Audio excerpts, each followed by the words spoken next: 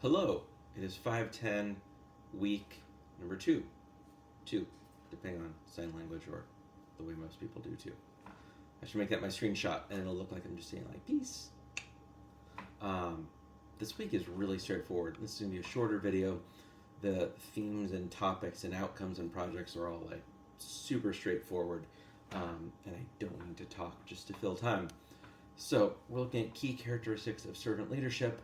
The big thing this week is looking at transformational versus transactional leadership.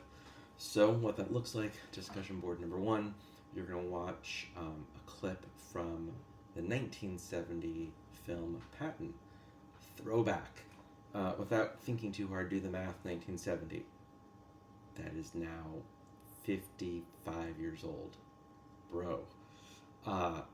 Anyway, you're going to watch some of that. There's like,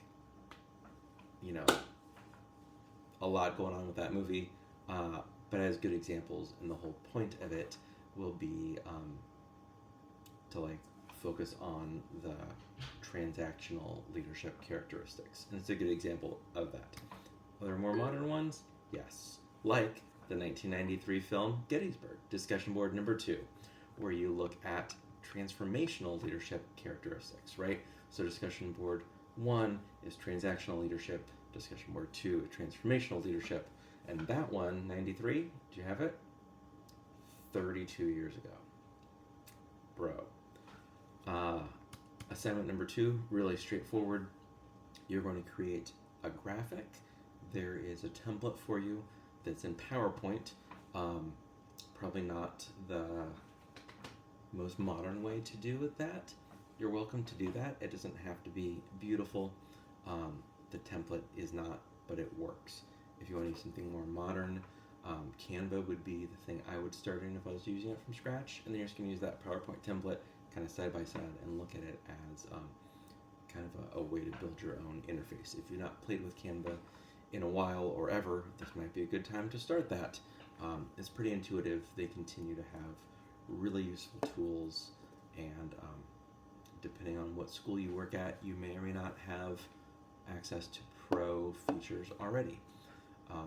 Your tech director at your day job, like me, might have signed your school up. So anyone with like my day job is at Hillbrook, anyone with a hillbrook.org email automatically gets the educator version of Canva, and it's basically Canva Pro, which is pretty sweet. So you're going to make some sort of visual with that, looking at like essential virtues of servant leader characteristics, 3 different scenarios where a leader's legacy was enhanced or diminished because of their virtue, and then talk about how you can better get these into your personal character. Like really straightforward, right? The first few weeks are like, what is servant leadership? Examples of servant leadership. We're kind of creating stuff, consuming and then kind of sharing out a thing. That template's going to get you in the right spot. As always, please look at the rubric as you're completing this. Make sure you're following every step on the rubric, because that's how I grade that. Reminder for discussion board, your first discussion board initial post is due Thursday by midnight. 2 thoughtful replies for each, total of 4 on Sunday night by midnight. And that's really it. The only thought I really have for you around this is, in addition to like, there's a bunch of readings to do, so don't get lost on that and go, oh, this is an easy week. There's a lot to consume here. I just had a 2-day board retreat for NAMELY. I'm a board member, the National Association of Media Literacy Education. You should be a member. It's free. And it's really interesting, like, thinking about this as kind of this course and kind of our themes are going throughout the entire like existence of all my professional things, right? I'm like, oh, servant leadership.